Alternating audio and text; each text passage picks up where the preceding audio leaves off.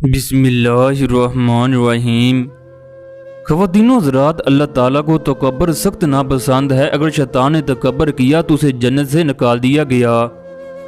خانہ کعبہ میں موجود ایک آدمی کہنے لگا، میں نے خانہ کعبہ میں اللہ کا ایک ایسا معجزہ دیکھا جس کو دیکھ کر میرے رونگٹے کھڑے ہو گئے، اور اس اللہ کے معجزے نے میری زندگی تبدیل کر دی۔ لاہور سے ایک بہت بڑا امیر آدمی حج کرنے کے لیے گیا۔ اس کو اپنی دولت پر بڑا ناز تھا، وہ دوسروں کو حقیر سمجھتا۔ اگر کوئی آدمی اس کے پاس بیٹھ جاتا تو وہاں سے کھڑے ہو کر دوسری جگہ چلا جاتا۔ وہ ہر کسی کو بتاتا، میرے پاس اتنا پیسہ ہے، اگر میں حساب کرنے بیٹھوں تو مجھے مہینہ لگ جائے۔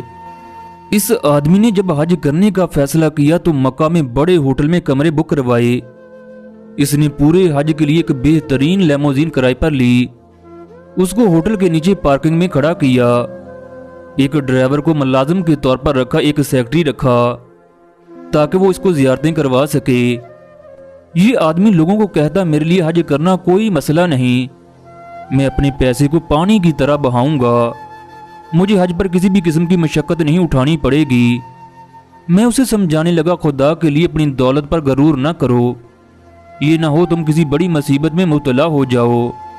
وہ میری باتیں سن کر مجھے حقارت سے دیکھتا۔ ایک دن میں نے اسے کہا، اگر تم نے ایسے لفظ بول کر اللہ کی حدوں کو کراس کیا تو اللہ ایسے پکڑے گا کہ تم زندگی بھر یاد رکھو گے۔ ایک دن وہ پھر تکبر سے کہنے لگا، میں پاکستان سے اتنے پیسے حج کے لیے ٹرانسفر کر کے آیا ہوں، میرے ان پیسوں سے 100 آدمی حج کر سکتے ہیں۔ خانہ کعبہ کی پاک سرزمین پر اس کا تکبر دن بہ دن بڑھتا گیا۔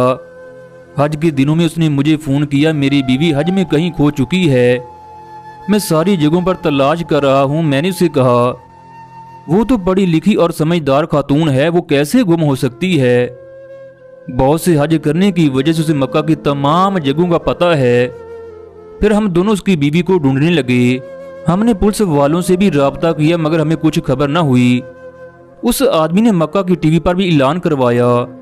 پھر اس نے مکہ کے گورنر سے بھی رابطہ کیا، گورنر نے پورے پولیس کو پیغام پہنچایا۔ یہ آدمی ہر وقت روتا اور رونے کی وجہ سے اس کی آنکھیں سوج گئیں۔ ہر وقت کہتا، میرا کیا بنے گا، میرے بچوں کا کیا بنے گا، میرے بچوں کا کیا ہوگا۔ میں نے اسے کہا، بھائی میں نے تمہیں کہا تھا تکبر نہ کرو، تکبر اللہ کو سخت ناپسند ہے۔ اب بیت اللہ کے سامنے 2 رکعت نفل پڑھو اور اللہ سے اپنے گناہوں کی معافی مانگو۔ میں نے اپنے سامنے 2 رکعت نماز پڑھائی۔ پھر وہ اللہ سے رو رو کر کہنے لگا، یا اللہ مجھ سے غلطی ہوگی، مجھے معاف فرما دے، میں نہ سمجھ ہوں، گناہ گار ہوں، پر تو رحم کرنے والا اور بخشنے والا ہے، اگر تو نے مجھے معاف نہ کیا تو میں ہلاک ہو جاؤں گا، یا اللہ مجھے معاف فرما دے۔ حضرت ابراہیم علیہ السلام کے وسیلے سے، حضرت محمد صلی اللہ علیہ وسلم کے صدقے سے میں آئندہ کبھی بھی اپنی دولت پر غرور نہیں کروں گا۔ خواتین و حضرات، اللہ تو معاف کرنے والا ہے، وہ تو ہمارا انتظار کرتا ہے کہ کب میرا بندہ مجھ سے معافی مانگے، میں اسے معاف کر دوں۔ پھر اسی وقت اللہ کا معجزہ ہوا۔ وہ ابھی دعا کر کے اٹھا ہی تھا کہ اسے اسپتال سے کال آئی کہ تمہاری بیوی خیریت سے ہے اور فلاں اسپتال میں ہے۔ اسے پتا چلا بیوی نے گرمی میں کئی طواف کیے، وہ ایک جگہ بیٹھی تو بے ہوش ہو گئی۔ اس کے پاس نہ کوئی کاغذ اور نہ کوئی کارڈ تھا۔ اسے اسپتال پہنچایا گیا۔ جب اس کی طبیعت ٹھیک ہوئی تب اس نے سارا واقعہ بیان کیا۔